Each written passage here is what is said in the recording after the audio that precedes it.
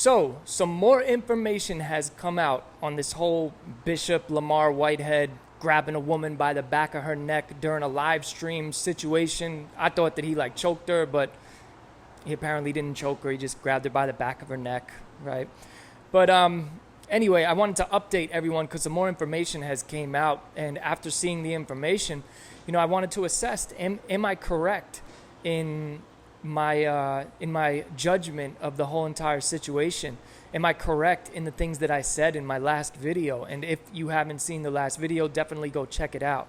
Now, before we get into that though, just a quick heads up. We do not have power here in Puerto Rico. Some people do, but my wife and I do not.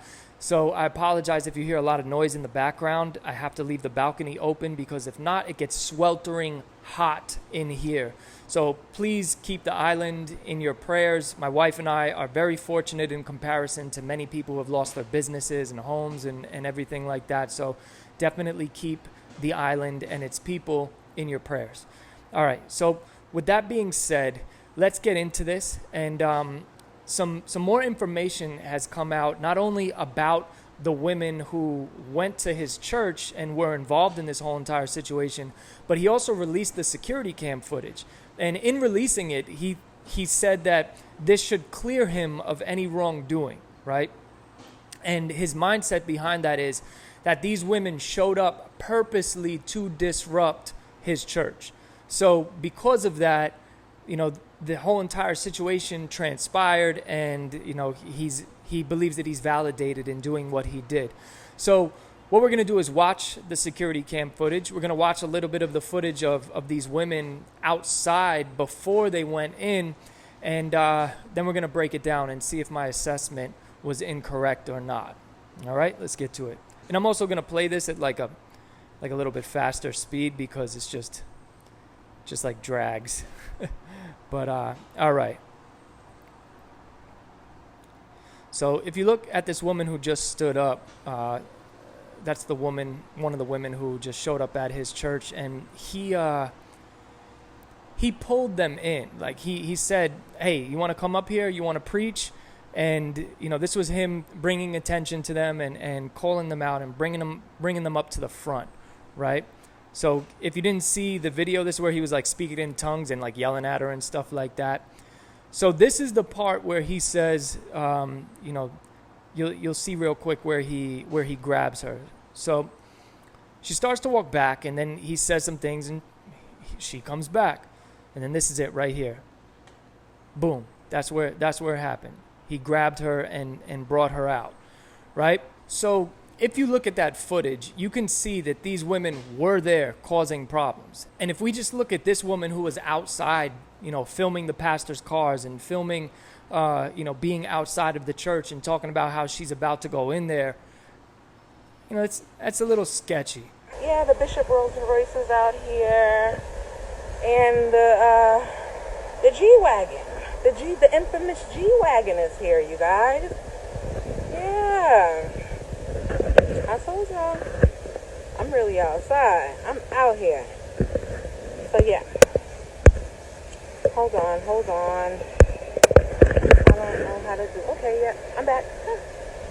So I'm getting ready to go upstairs and hear this sermon. I have some company joining me. So yeah, I'm just waiting out front right now. But yeah, I can show you guys where he held his press conference. So that's pretty much it. It just goes on of 7 minutes of her saying what it is she's going to do, how she's outside of the bishop's church and all. See? Super loud. So to me, this is just straight up corny. Absolutely corny. These women are 100% wrong. 100% wrong for showing up at his church and disrupting the service and wilding out. I'm pretty sure that there is a law that says that you're not allowed to disrupt places of worship. I know that there is, specifically when it comes to protesting abortion and stuff like that. You're not allowed to run up in a church service and protest. That's against the law. So I'm not sure if this falls under that category, but either way, it's absolutely foul. It's wrong, right? Now, you can disagree with the way Lamor Whitehead runs his church. You can disagree with his lifestyle. You can disagree with all of that, which I do. I 100% disagree. But running up in his church and disrupting his service is wrong. It's wrong. Now, does this validate him assaulting this woman? I don't think so. You know, I looked at the comments and everything under this video, and there's a lot saying like, yeah, that's what she gets. You know, just a whole bunch of like confirming him in his assault, you know, and just saying, yeah, that's what she gets. She went there with an agenda, all of that stuff. Does somebody coming and messing with your church, right? Like not robbing, not being violent, not any of that. Does somebody who's just causing a ruckus, does that give you the right to assault them? Definitely not. But what about his excuse where he's like, oh, well, she was coming for my wife and kids. She was charging at them. Let's break this down real quick. Now, he instigated the whole entire thing. Yes, they were there. Yes, they were causing ruckus, but he could have easily just stopped everything. It is your job as a leader to de-escalate situations like this, not to escalate the situation. And if you watch the previous video of where he's instigating these women saying, you want to come up here? Come up here. Take the pictures. Take the pictures. Oh, you want to be on social media, like instigating this. And then let's pray in the spirit. And like basically firing off a praying in tongues machine gun at them and really instigating and escalating the situation. That is not what a leader does. That is not what a pastor does. A pastor de-escalates the situation. Now, as far as the woman going after his kid and his wife, it didn't look like she was charging at them, but here's the thing. I used to be a sergeant-at-arms in a motorcycle club, and my job was to protect not only the members, but specifically the president of the motorcycle club. And in that part of my life, I had to do a lot of tactical learning, self-defense learning, and situational awareness learning, right? And in situational awareness training and self-defense, and especially when you're defending a group, when you are positioned as the leader to defend a group, you have to do better than this, right? When there's a situation where you have a woman that is, wilding out, or a man that is wilding out, acting a fool, it is your job to step in between that person and your wife and kids, or whoever is the person that you are protecting. You're supposed to be the barrier. And what did he do?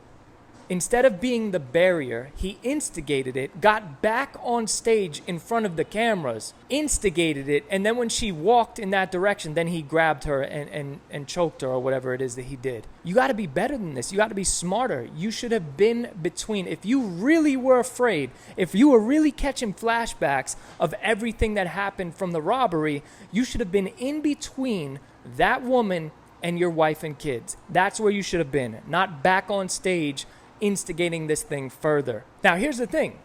If I saw somebody charging at my wife, I don't care if you're a woman, a man, or anything in between, I'm coming. I'm going to tackle you or something like that. You might get a Jet Li spin kick to the side of your head if I truly felt that my family was in danger. But the way he made it seem was that this woman charged at his family.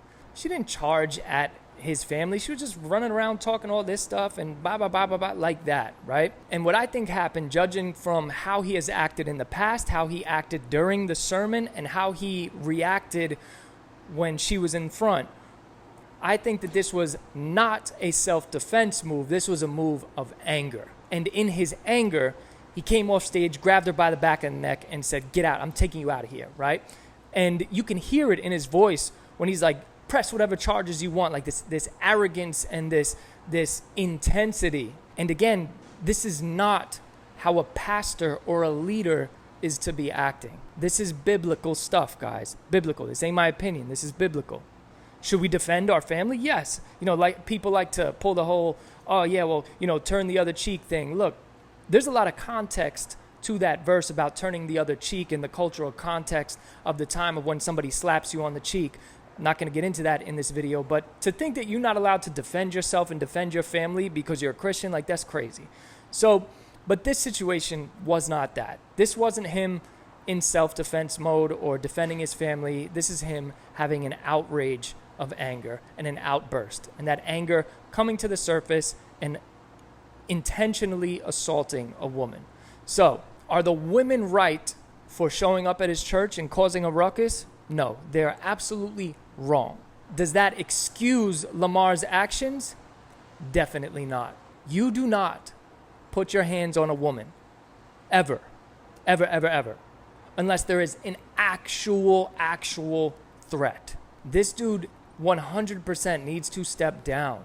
He needs to collect himself. He needs to get out of the spotlight. If he truly does have a passion for God, which I don't think he does. I think he's using this for whatever he's using it for. I think he just loves attention. And that's what he's using this for, attention. And part of the reason that I think this is because everything that he posts, he's tagging all of these like World Star Hip Hop and like the Shade Room and all of that stuff. He's tagging these like tabloid and news stations as a way of like, hey, look at me, look what's going on, look at me.